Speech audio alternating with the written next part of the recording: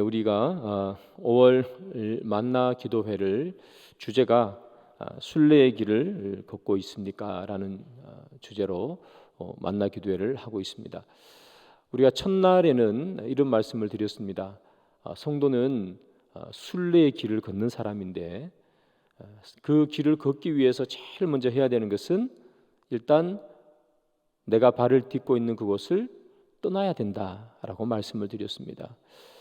아브라함이 본토 친척 아비 집을 떠났기 때문에 가나안에 도착할 수 있었던 것처럼 우리가 밟고 서 있는 이곳은 우리가 틀을 닦고 살아가야 되는 목적지가 아니라 출발지라 그렇게 말씀을 드렸습니다. 떠나지 않으면 도착할 수 없다. 그런데 우리가 왜 떠나는 용기를 가지지 못하는가 하면 너무나 많은 것을 내려놓아야 되기 때문이라고 말씀을 드렸습니다. 그 먼 순례의 길을 가기 위해서 우리가 이것저것 가지고 가야 되는 것이 많은데 이것저것 챙기다 보니까 이것도 필요하고 저것도 필요하고 다 필요한 것 같아서 다 가지고 가다 보니까 내려놓지 못하고 그래서 무거워서 못 걷는 것이다. 그래서 그것을 내려놓을 때 가능하다 말씀을 드렸습니다. 어제 말씀은 이제 떠나기를 시작했습니다. 그러면 길을 열심히 걸어갈 텐데 길을 걷다가 중간에 멈추어서 더 이상 걸어가지 않을 때도 우리에게 있습니다. 왜 길을 걸어가지 않는가? 걷다 보니 때로 힘들고 다리도 아프고 그러지 않습니까? 그러다 보니 마침 보이는 곳이 쉴 만한 곳이 보인 거예요.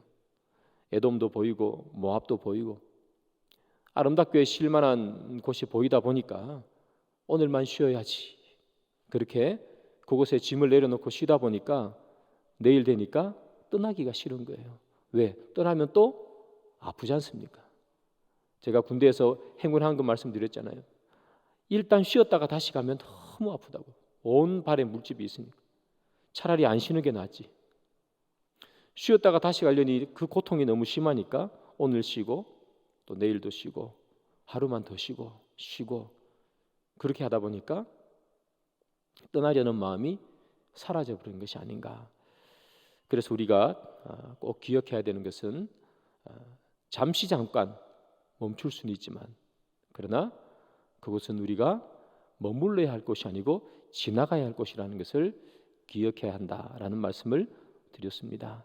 그런데 사실 이 올해 5월달 만나 기도회는 사실은 저한테는 조금 힘든 3일이었습니다. 왜 힘든 3일이었는가 하면 주제가 순례의 길을 걷고 있습니까? 라는 주제지 않습니까? 3일 연속 이 주제를 설교를 하다 보니까 힘든 이유는 제가 이렇게 잘 못하기 때문입니다. 제가 잘 못하는데 여기서 설교를 하려니까 이게 참 죄송하기도 하고 또 미안하기도 하고 그런 생각이 좀 들 때가 있었어요. 내가 나도 이렇게 잘 못하는데 뭐 짐을 내려놓으라니 뭐 보이지 않는 곳을 향해 달려가라느니 이런 얘기를 하는 게 이렇게 맞느냐 하는 그런 생각이 사실은 조금 들어서 설교를 준비하는 내내 조금 힘들고 좀 마음도 좀 불편하고 그랬습니다. 그럼에도 불구하고 하나님께서 이 본문을 기도하면서 주신 이유는 우리 모두가 다 격려하면서 가라고 주신 것 아니겠습니까? 저 스스로에게 변명하기를 뭐 내가 완벽해서 목사 된 것도 아니고 그러니 여러분들은 저를 격려해 주시고 또 저는 여러분들을 말씀으로 격려해서 우리 모두가 순례의 길을 걸어가자고 이 주제를 주신 것이 아닌가 그런 생각이 또 들어서 힘내서 말씀을 전가합니다. 여러분 우리가 이 말씀을 전하는 저도 조금 힘들지만 더 여러분들도 힘들 수 있습니다. 나는 이렇게 못하는데 목사님 저게 하라 그러시니까 어떻게 하지? 라고 생각할 수 있지만 그러나 여러분 우리 자신에게 실망하지 마시고 또 다시 우리 스스로 다 한 교회 성도지 않습니까? 서로 격려해서 우리가 결국 그 길을 걸어가야 하는 사람입니다. 그리고 그 길에 접어든 사람입니다. 그래서 우리가 서로 격려하면서 우리가 비록 순례자 같은 모습이 잘 보이지 않아도 우리가 서로 격려하면서 그 길을 걸어가기를 그치지 않는 우리 모두가 되기를 소망합니다. 자, 오늘은 마지막이죠. 어떤 사람이 이 순례 길을 걸어갈 수 있는지 우리 한번 살펴보는 시간이 되기를 바랍니다. 자, 어떤 사람이 이 순례 길을 걸어갈 수 있을까? 첫 번째는요, 다 같이 한번 읽어볼까요? 시작. 보이지 않는 영혼을 사모하는 사람입니다. 어떤 사람이 순례의 길을 걸어갈 수 있는가? 영혼을 사모하는 사람이 순례의 길을 걸어갈 수가 있습니다. 자, 오늘 바울이 한 말입니다. 고린도후서 4장 18절인데요. 우리 같이 한번 읽어보겠습니다. 시작. 우리가 주목하는 것은 보이는 것이 아니요 보이지 않는 것이니 보이는 것은 잠깐이요 보이지 않는 것은 영원함이라. 자, 성도가 주목해야 되는 것을 말하고 있습니다. 똑똑히 봐야 되는 것. 그게 뭐냐 하면 보이는 것이 아니라고 그랬습니다. 뭘 보라고요? 보이지 않는 것입니다. 아니, 보이지 않는 것을 어떻게 봅니까? 안 보이는데 어떻게 똑똑히 봐요? 그런데 보이지 않는 것을 보라 그랬어요. 왜냐하면 보이는 것은 잠깐이라 그랬습니다. 그러나 보이지 않는 것은 영원하기 때문에 너희들은 보이는 것을 주목해서 보는 것이 아니라 보이지 않는 것을 주목해서 봐야 된다. 그렇게 얘기하는 거예요. 보이지 않는 것. 여러분, 우리가 집을 지으면 그 집 밑에 모래가 있는지 아니면 우리 교회처럼 반석이 있는지 알 수 없죠. 그 모습만 봐서는 안 보인다는 얘기입니다. 그 모습을 보면 그 기초 밑에 바위가 있는지 무슨 모래가 있는지 아니면 암석이 있는지 보이지 않아요. 그러나 보이지 않는 것을 볼 때 그때 비로소 우리는 제대로 본 것이고 그때 비로소 순례의 길을 걸어간다는 거예요. 집을 덜렁 샀는데 그 밑에 모래가 있어요. 보이지 않는 것을 못 봤으면 집을 잘못 산 것이죠. 진짜 똑똑한 사람은 뭘 보는 거예요? 보이지 않는 것을 보는 것이죠. 그렇습니다, 여러분. 성도는 목적지가 없는 곳을 걸어가는 방랑자가 아니라 그랬습니다. 베가본드가 아니라 그랬습니다. 그러면 성도는 목적지가 있는 곳을 향해서 걸어가는 필그림, 순례자라 그랬습니다. 자, 그러면 목적지가 있는 곳을 향해서 걸어가는 것이 우리인데 우리의 목적지는 어디에 있다 그랬습니까? 히브리서 11장에 우리의 목적지는 하늘의 한 성이라 그랬습니다. 그래서 우리의 목적지는 어디에 있다고요? 하늘에 있다고요. 여러분, 우리의 목적지가 하늘의 한 성입니다. 땅의 한 성이면 볼 수 있지 않습니까? 남한산성 보이지 않습니다.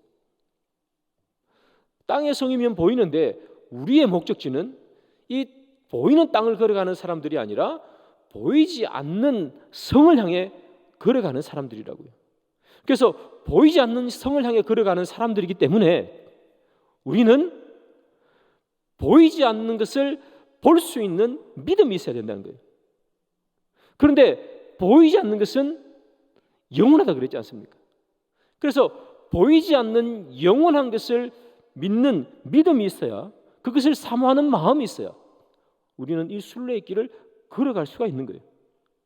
아니, 나는 보이는 것을 그렇게 나는 보이는 것만 봐, 보이지 않는 것을 나는 신경 쓰지 않아 라고 말하면 이 순례의 길을 걸어갈 수가 없습니다. 왜냐하면 우리의 목적지는 보이지 않는 곳에 있기 때문에 그렇습니다. 그래서 보이지 않는 곳에 있기 때문에 우리가 가져가야 될 준비물은 보이는 곳을 향해서 걸어가는 것과 전혀 다른 거예요. 보이지 않는 곳을 향해 걸어가야 되기 때문에 다른 것을 가져가야 되는 거예요. 그렇습니다, 여러분. 보이지 않는 것을 사모하는 자, 그 자가 이 순례의 길을 걸어갈 수 있는 것이고, 보이지 않는 것을 사모하기 때문에 보이지 않는 것을 향해 걸어갈 수 있는 보이지 않는 것을 준비하는 자가 그곳에 걸어갈 수 있는 거예요. 여러분, 보이는 성을 향해서 걸어가는 사람은 무엇이 필요하겠습니까? 보이고 만져지는 것이 필요하겠죠. 여러분 유럽이나 이런 데 큰 성에 가보셨습니까? TV도 보시고 사진으로도 보지 않습니까? 저도 뭐 TV로 사진으로 봤지만 얼마나 큰 성이 있습니까? 그 성을 가려면, 그런 성을 지으려면, 그 성에서 살려면 뭐가 필요합니까? 잡히는 것이 필요하죠. 그러나 하늘의 성을 가려면 잡히는 게 아니란 거예요. 우리는 엉뚱한 것을 준비하고 있는지도 모르겠습니다. 잡히지 않는 것을 우리가 가져가야 되는데 잡히는 것을 들고 잡히지 않는 것을 향해서 달려가는 우리가 아닐까요? 우리의 성은 저 하늘에 있는데 땅의 성을 차지할 수 있는 것만 잔뜩 가지고 하늘길을 걸어가는 우리가 아닌지도 잘 모르겠어요. 그래서 사랑하는 여러분, 우리가 가야 할 목적지가 어디에 있는지를 아시길 바라요. 그런데 우리의 목적지가 하늘에 있으니까, 그래서 보이지 않는 것이니까 보이지 않는 것을 사모하는 마음이 있어야 그곳에 갈 수 있는데, 그럼 나는 보이지 않는 것을 사모하는 사람인가 아닌가 어떻게 알 수 있을까요? 여러분 보이지 않는 것을 사모하는 사람이십니까 아닙니까? 막 헷갈리시지 않습니까? 어떨 때는 보이지 않는 것을 사모하는 것 같기도 하다가 어떨 때는 보이는 것을 사모하는 것 같기도 하다가 두 개 다 하고 있는 것 같기도 하다가 여러분 바울은 자신의 경험을 통해서 이런 얘기를 해요. 고린도후서 4장 16절입니다. 우리가 다 같이 한번 읽습니다. 시작. 그러므로 우리가 낙심하지 아니하노니 새로워지도다. 바울이 자기를 보고 한 얘기예요. 우리의 그 낡아지나 그랬습니다.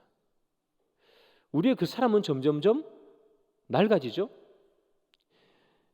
옛날에는 참 이렇게 건강했는데 시간이 지나다 보니까 내 육신이 점점 약해지는 걸 느끼잖아요. 제가 옛날에 이런 생각한 적이 있었습니다. 여러분들은 잘 못 믿을 수 있는데 제가 그 학교 다닐 때 100m나 이런 운동을 잘해서 좀 빨리 달리는 편이었습니다. 지금은 100m 그까지 못 달리는데 옛날에 제가 한 12초 뭐 얼마 이렇게 달렸던 것 같아요. 제가 빨리 달렸었습니다. 그때 제가 생각한 게 그런 겁니다. 아니 뭐 이렇게 늙으면 왜 빨리 못 달리지? 그런 생각을 했습니다. 아니 발을 빨리 이렇게 움직이면 되잖아 이런 생각을 했거든요. 뭐 깊이 생각을 한 건 아니고 그냥 단순하게 왜 나이가 들면 빨리 못 달릴까? 그냥 발을 빨리 움직이면 빨리 가는 것 아닌가? 네, 그런 생각을 했습니다. 그런데 시간이 자꾸 지나다 보니까 제가 지금 100m를 뛰라 그러면 뭐 12초는 고사하고 100m까지 다 못 뛸 것 같아요. 힘들어가지고. 우리의 육신이 자꾸 뭡니까? 약해지죠. 제가 여러분 옛날에 머리가 이러지 않았습니다. 머리에 숱도 많고 그랬었는데 언제인지 하나씩 빠지기 시작해서 몇 개 빠졌는지 잘 모르겠습니다만 그렇습니다. 그런데 바울이 뭐라고 얘기하는가 하면 자신의 이 육신이 낡아지는 것을 뭐예요? 낙심하지 않는데요. 왜 낙심하지 않는다고 그랬습니까? 속 사람은 날로 새로워진대요. 이 비례한다는 얘기예요. 육신이 낡아질수록 속 사람은 더 새로워지는 거예요. 이게 점점점 약해질수록 이건 점점점 커지는 거예요. 반비례냐? 딱 이렇게 되는 거예요. 여러분 아시는 것처럼 이 바울이 자기가 참 힘든 삶을 살았잖아요. 편안한 삶을 살다가 사도가 된 이후로 이 바울의 삶은 정말 육체적으로 너무 고통의 인생을 살았어요. 전도 여행을 다니다가 돌에 맞기도 하고 사람들에게 뭐 이렇게 쫓겨나서 배가 골기도 하고 굶기도 하고 그러잖아요. 못 먹고 굶주리고 매 맞고 죽을 뻔하고. 여러분 이 인생의 온갖 평지풍파를 다 겪은 이 바울의 손이 보들보들했겠습니까? 엄청 거칠었겠죠. 여러분 40의 감한대를 뭐 몇 번이나 맞았던 이 바울이니 그의 몸의 등에 보면 아마 그 채찍 자국이 쫙쫙 그려져 있겠죠? 못 먹고 굶주리고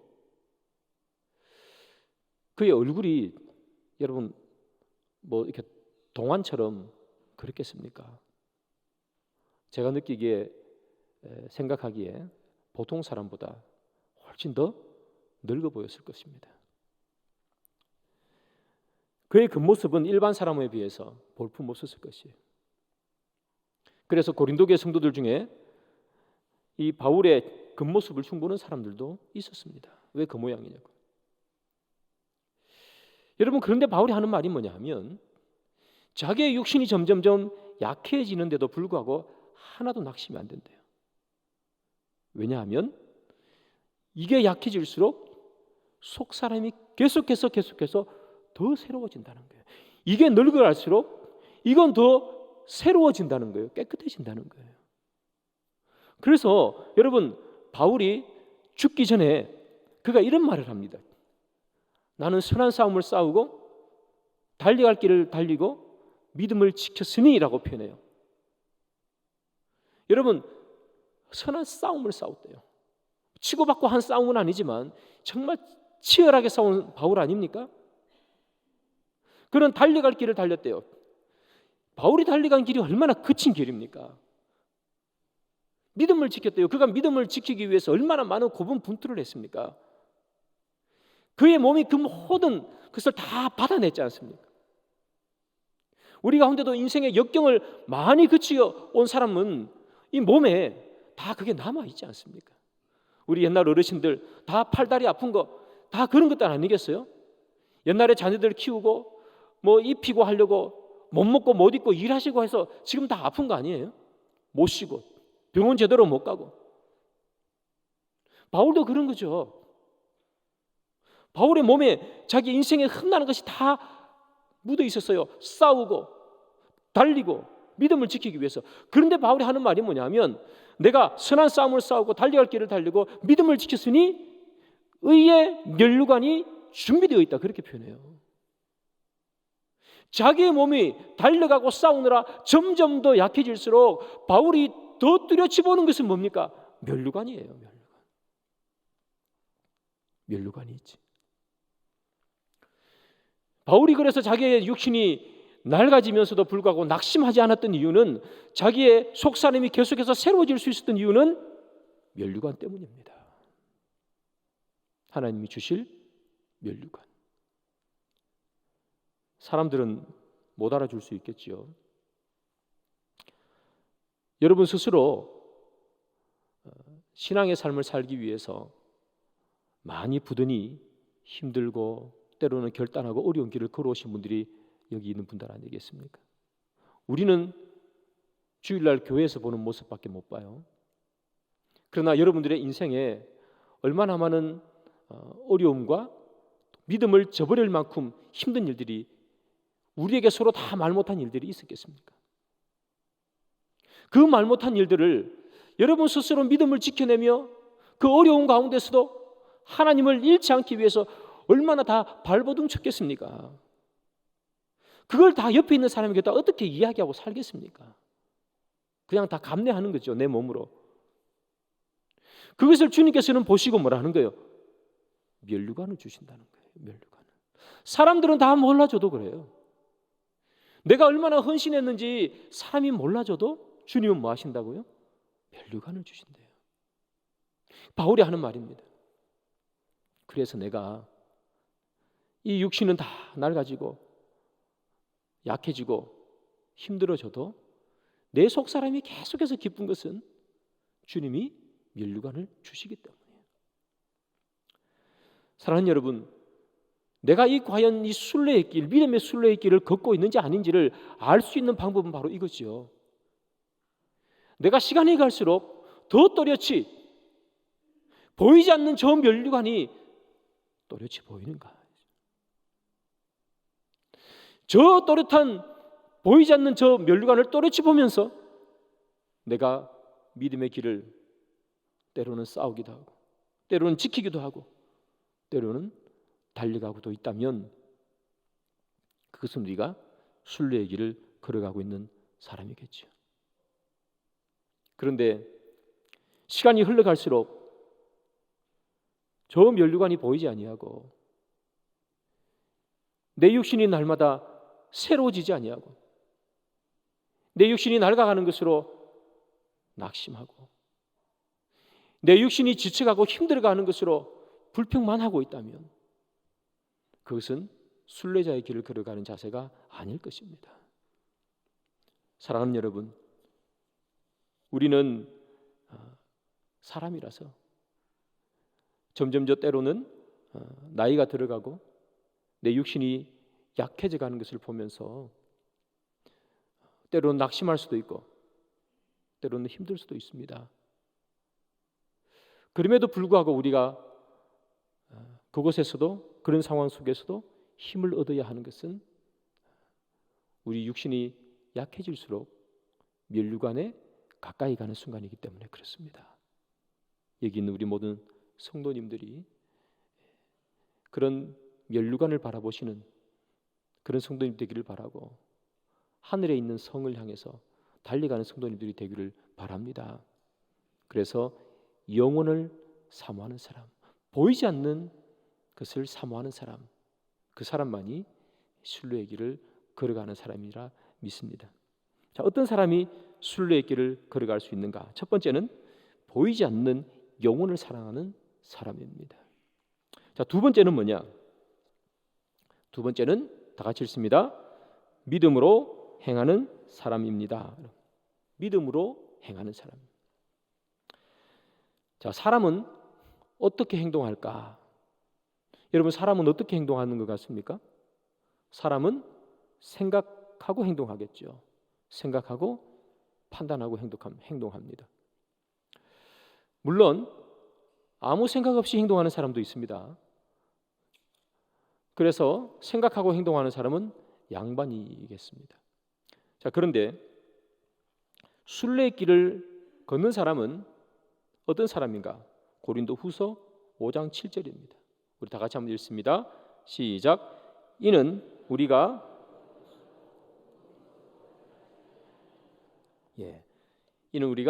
믿음으로 행하고 보는 것으로 행하지 아니함이로다 그랬습니다.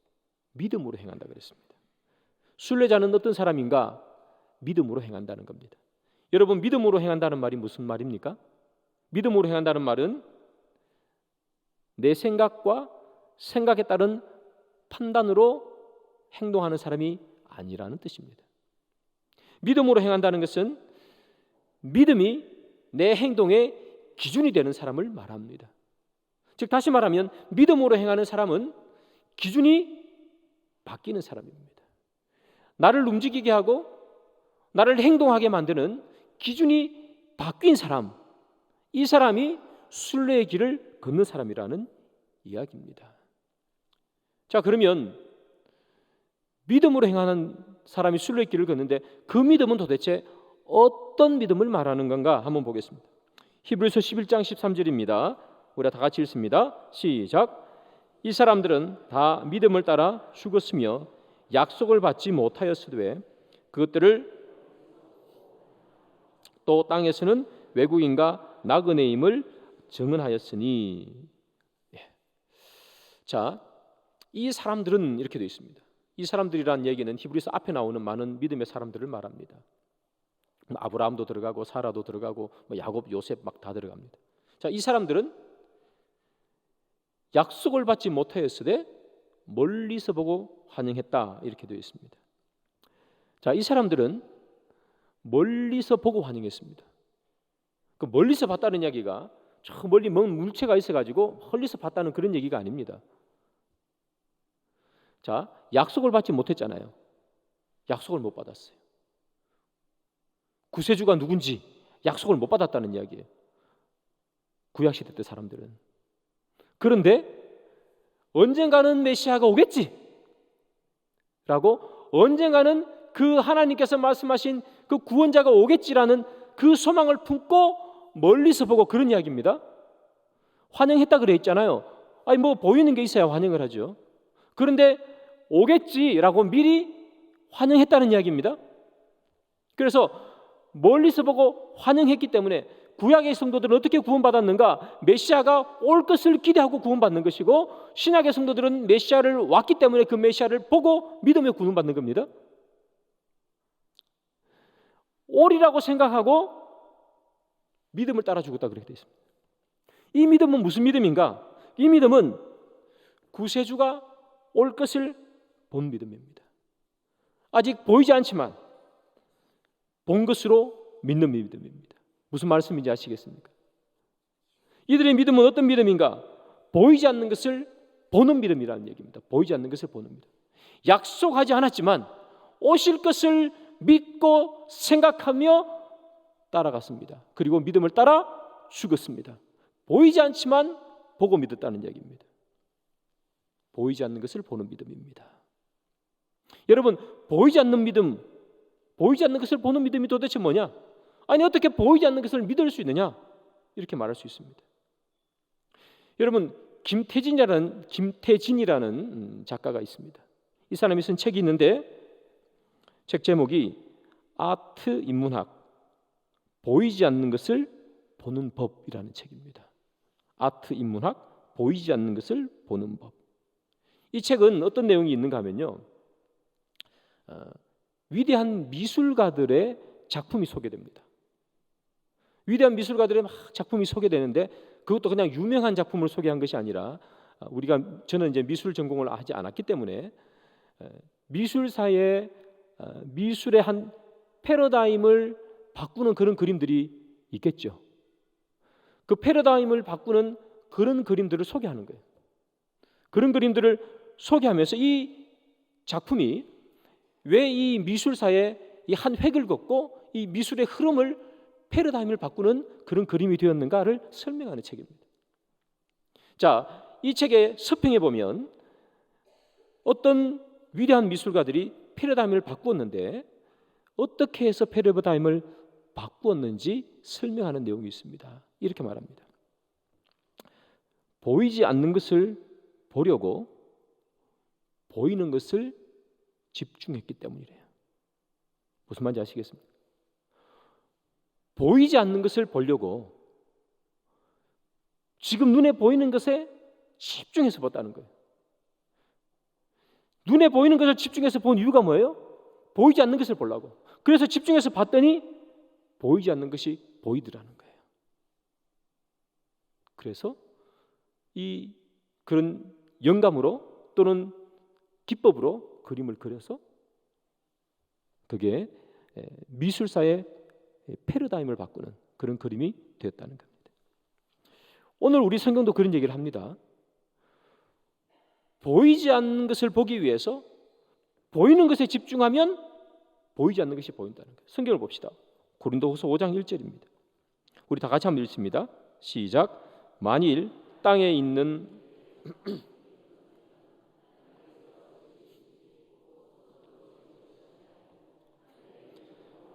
우리에게 있는 줄 아느니라. 자, 하늘에 보이지 않는 영원한 집이 있어요. 언제 그걸 알 수 있다고요? 땅에 있는 우리의 장막집이 무너질 때.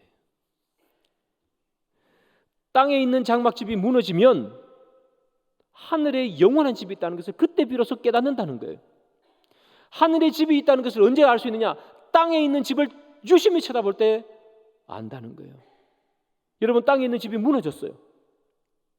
우리가 무슨 생각을 합니까? 지을 때 어떻게 짓습니까? 튼튼하게. 100년이 가도 1000년이 가도 안 무너질 것처럼 선전하고 팝니다. 그런데 무너졌습니다. 우리가 느끼는 게 뭡니까? 땅에 있는 집도 결국 무너지는구나. 땅에 있는 집도 그렇게 튼튼하게 시멘트 넣고 철골 넣고 오만 거 다 넣어가지고 튼튼하게 지었는데 결국 다 무너지는구나 하는 거, 다 무너지는구나. 땅에 있는 것이 무너지는 것을 볼 때 뭐 하는 거예요? 이것이 영원한 것이 아니구나. 그때 하늘의 것을 소망한다는 거예요. 앞에서 바울이 한 말은 또 마찬가지죠. 날마다 육신이 후패해지는 거예요. 내 육신이 영원할 줄 알았어요. 여러분, 육신이 이렇게 아플 줄 알았습니까? 언제 시간이 이렇게 훌쩍 지나서 50이 되고 60이 되고 70이 되고 80이 될 줄 누가 알았어요? 저는 아직도 제가 태어났을 때를 기억한다니까요. 제가 태어났을 때는 50이 60이 될 줄 몰랐어요, 여러분. 누구보다 빨리 기어 다닐 줄 알았어요. 그런데 육신이 낡아진다는 거예요. 육신이 낡아지면서 우리가 해야 되는 것이 뭐라는 거예요? 아, 이거 왜 이렇게 낡아지나? 왜 이렇게 늙어지고 힘이 없어지나? 그것이 아니고, 그래, 육신은 낡아질 수밖에 없구나. 영원한 것이 아니구나. 내 팔다리 늘 튼튼할 줄 알았는데 아니구나. 그때 비로소 뭘 본다는 거예요? 영원한 것을 찾는다는 거예요. 보이지 않는 것. 사랑하는 여러분, 우리는 이 세상에 보이는 것을 보면서 무엇을 느끼십니까? 보이는 게 참 많죠? 그런 것들을 보면서 여러분 무엇을 느끼세요? 주님께서 우리에게 주시는 말씀은 그것은 잠깐이라고 얘기해요. 영원하지 않다는 것을 알려고 보이는 걸 주는 거예요. 여러분, 성전이 몇 번 무너졌습니까? 성전이 총 몇 번 세워졌어요? 3번 세워졌어요. 3번. 성전이 총 3번 졌습니다. 솔로몬이 짓고, 스룹바벨이 짓고, 헤롯이 짓고 3번 지었어요. 그 성전이 영원합니까, 여러분? 아닙니다. 우리 주님께서 성전을 3번이나 짓고 다 무너뜨린 이유가 뭡니까? 영원하지 않다는 거예요. 영원하지 않다는 거예요. 사람이 지은 것 중에 영원한 거 하나도 없다는 겁니다. 다 사라집니다, 여러분. 그런데 성전으로 오신 이가 누구예요? 예수님이 성전으로 오시잖아요. 영원한 것 딱 하나 있는 거예요. 뭐예요? 예수 그리스도예요. 예수 그리스도. 예수가 영원하기 때문에 예수님께서 만든 모든 것이 다 영원해요. 그래서 요한복음 14장에 가면 뭐라고 그래요? 내가 너희를 위해 거처를 예비하러 가노니, 그러지 않습니까? 주님께서 만들어 놓은 그 본향은 영원한 주님이 지으신 것이기 때문에 영원한 거예요. 그것을 제발 알라고 말하는 거예요. 우리 이 교회도 뭐 영원하겠습니까? 이것도 100년, 200년 지나면 또 다 건물이 허물어지겠죠? 영원한 거 하나도 없습니다, 여러분. 그래서 성전은 지금 남아있지 않습니다. 성전만 안 남아있습니까, 여러분? 성막이 남아있습니까? 언약궤가 남아있습니까? 아무것도 없습니다. 그렇게 소중했던 언약궤도 지금 없어요. 어디로 갔는지 알 수가 없어요. 성막도 다 없어졌습니다. 그렇게 소중한데 어디로 갔어요? 성전도 다 무너졌습니다. 영원한 것 하나 없습니다. 아, 영원할 줄 알았는데. 사랑하는 여러분, 우리는 보이는 것을 참 많이 집착하고 살아갑니다. 저도 마찬가지입니다. 우리는 손에 잡히는 것을 집착하고 살아갑니다. 저도 마찬가지입니다. 보이는 것, 손에 잡히는 것을 집착하고 살아가는데 주님께서 우리에게 왜 이걸 주시는가? 그건 내려놓는 연습하라고 주시는 겁니다. 우리가 왜 헌금을 드려야 되는 줄 아세요? 여러분, 우리 가운데 헌금을 안 드리시는 분이 있을 수 있는데 잘 들으시는데, 우리가 왜 하나님 앞에 헌금을 드려야 되는가? 헌금은 내가 이 세상에 보이는 것을 잡고 살지 않겠습니다라는 고백이에요. 그래서 헌금을 주님 앞에 드리는 겁니다. 헌금을 안 드린다는 것은 뭐냐면 나는 영원한 것에 관심이 없습니다라는 뜻입니다. 신앙의 고백이란 말이에요. 그래서 우리 헌금을 드리는 거예요. 왜 11조를 드려야 되는 줄 아세요? 나에게 주신 모든 것이 주님의 것입니다. 그러나 주님께서 이걸 주셨지만, 그러나 내가 이것 가지고 주의 길을 따라가는 것이 아니라 믿음으로 살겠습니다. 이것이 나를 주의 길을 따르게 만드는 것이 아닙니다라는 것을 고백하는 의미로 11조를 드리는 거예요. 11조를 안 드린다는 것은 뭡니까? 나는 그렇게 살지 않겠습니다라는 고백입니다. 그래서 사랑하는 여러분, 우리가 분명히 훈련하고 연습해야 되는 것이 바로 그런 것입니다. 헌금을 주님 앞에 드리며, 주님, 나는 영혼을 사모합니다. 11조를 드리며, 주님, 내가 돈 따라가는 인생이 아니라 주의 말씀 따라가는 인생입니다. 이거 고백하는 거예요. 교회 뭐 이렇게 정기세 내라고 내는 거 아니라는 얘기입니다. 그래서 사랑하는 여러분, 우리가 보이는 것, 만져지는 것 늘 놓을 수 없이 그렇게 우리의 배낭에 다 넣고 살아가는 존재로 살아가지만, 그러나 주님 말씀하십니다. 보이지 않는 것, 그것 가지고 살아가라고. 그것이 순례자의 길이라 주님 말씀하시는 것을 여러분 기억하시길 바랍니다. 그래서 여러분 앞으로 보이는 것이 보이거든 반드시 기억하십시오. 보이지 않는 것을 보는 방법, 보이지 않는 것을 보게 하기 위해서 보이는 것에 집중하는 거예요. 여러분 보이는 것 많지요. 돈도 있고 집도 있고 건강도 있고 힘도 있고 권력도 있고. 그 보이는 것을 여러분들에게 주신 것은 그것을 자세히 보면 보이지 않는 것을 따라갈 수밖에 없음을 알게 하기 위해서 일하는 사실입니다. 말씀의 결론을 맺습니다. 사랑하는 여러분, 순례의 길을 걷는 건 저나 여러분들이나 다 어렵습니다. 왜냐하면 그 길은 긴 길이고 오랫동안 걸어가야 되는 길이고, 오랫동안 걸어가는 그 길 속에 우리가 가지고 갈 수 있는 것이 몇 개 없기 때문에 그렇습니다. 그러나 우리의 욕심은 너무 많아서 다들 가지고 가고 싶고 넣어가고 싶고, 그래서 그 길을 걷다 보니 다리도 아프고 힘들어서, 그래서 이 순례의 길이라는 것은 걷기가 어려운 것입니다. 그러나 우리가 걸어가는 길은 보이는 곳을 향해 걸어가는 것이 아니라 보이지 않는 길을 걸어가는 것입니다. 보이지 않는 길을 걸어가기 위해 필요한 것들은, 필요 없는 것들은 빼고, 그리고 그 길로 걸어가는데 필요한 것을 담아가시는 그런 저와 여러분들의 인생의 길, 순례의 길, 믿음의 길이 되기를 주님의 이름으로 축복합니다.